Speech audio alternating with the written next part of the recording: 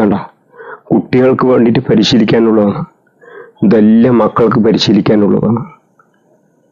കുഞ്ഞുങ്ങളുടെ ജീവിതം സുരക്ഷയാകാനും അവർക്ക് അഭ്യസിക്കാനുള്ളതാണ് ഇതെല്ലാം. മനസ്സിലാകുന്നുണ്ടോ?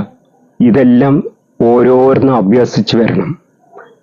എല്ലാം അഭ്യാസം വന്ന ശേഷമാണ് പിന്നെയുള്ള പ്രയോഗങ്ങളൊക്കെ പരിശീലിക്കുക. ആദ്യം തന്നെ ഒരുപാട് കാര്യങ്ങൾ, വ്യായാമ മുറകൾ, ഒരുപാട് കാര്യങ്ങളുണ്ട്. അത് ഇത് പഠിച്ചു വരണം.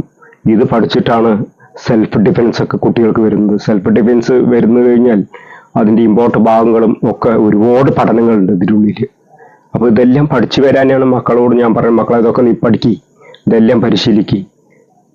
ഒരുപാട് അഭ്യാസ മുറകളുണ്ട്, സെൽഫ് ഡിഫെൻസ് ഉണ്ട്, ശരീരം മെയ് വഴക്കങ്ങളുണ്ട്, വടി ഫൈറ്റുകളുണ്ട്, വടി വീശലുണ്ട്. ഇതെല്ലാം പരിശീലിക്കണമെങ്കിൽ ഇതൊക്കെ പഠിക്കണ്ടേ കുട്ടികൾ? ഇതൊന്നും പരിശീലിക്കാതെ അതിനാണ് ഗുരുകുലത്തിൽ വന്ന് പരിശീലിക്കുക എന്ന് പറയുന്നത്. ഇതുപോലെയുള്ള കാര്യങ്ങൾ പരിശീലിക്കാനാണ് ഇവിടെ വന്ന് പരിശീലിക്കാൻ പറയുന്നത്.